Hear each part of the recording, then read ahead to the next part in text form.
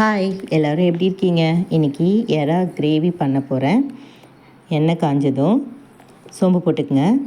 சோம்பு பொரிஞ்சதும் கருவேப்பிலையும் கொஞ்சம் புதினாவையும் சேர்த்துக்குங்க. கட் பண்ணி வச்சுருக்க வெங்காயம் சேர்த்துக்குங்க. வெங்காயம் நல்லா வதக்கிக்குங்க. சேனலுக்கு சப்போர்ட் பண்ணுங்கள், சப்ஸ்கிரைப் பண்ணுங்கள், லைக் பண்ணுங்கள். நல்லா வதங்கட்டும். இப்போ தக்காளி சேர்த்துக்குங்க. தக்காளி சேர்த்து வதக்கிக்கங்க. உப்பு போட்டு கொஞ்சம் வதக்கிக்கங்க.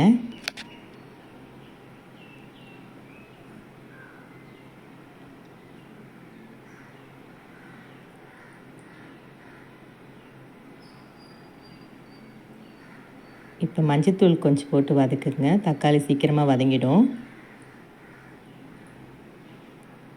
கொஞ்சம் நல்லா வதங்கினதுக்கப்புறம் இஞ்சி பூண்டு பேஸ்ட் சேர்த்துக்குங்க. போட்டுட்டு பச்சை ஸ்மெல் போகிற வரைக்கும் நல்லா வதக்கிக்குங்க. இப்போ குழம்பு மிளகாய்த்தூள் கொஞ்சம், தனியாத்தூள் கொஞ்சம் சேர்த்துக்குங்க. நல்லா எண்ணெய் பிரிஞ்சு வந்ததும் வாஷ் பண்ணி வச்சுருக்க எறாவை சேர்த்துக்குங்க. கலந்து விட்டுக்குங்க. தேவையான அளவுக்கு தண்ணி சேர்த்து நல்லா மிக்ஸ் பண்ணிவிட்டு உப்பு இருக்கான்னு பார்த்துக்குங்க. உப்பு பத்தலைன்னா கொஞ்சம் போட்டுக்குங்க. நல்லா கலந்துட்டு தட்டு போட்டு மூடி வச்சுருங்க. ஒரு 15 நிமிஷம் கழித்து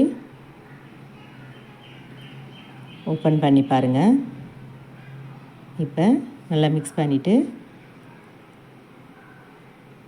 கொத்தமல்லி தூவி ஸ்டவ் ஆஃப் பண்ணிவிடுங்க.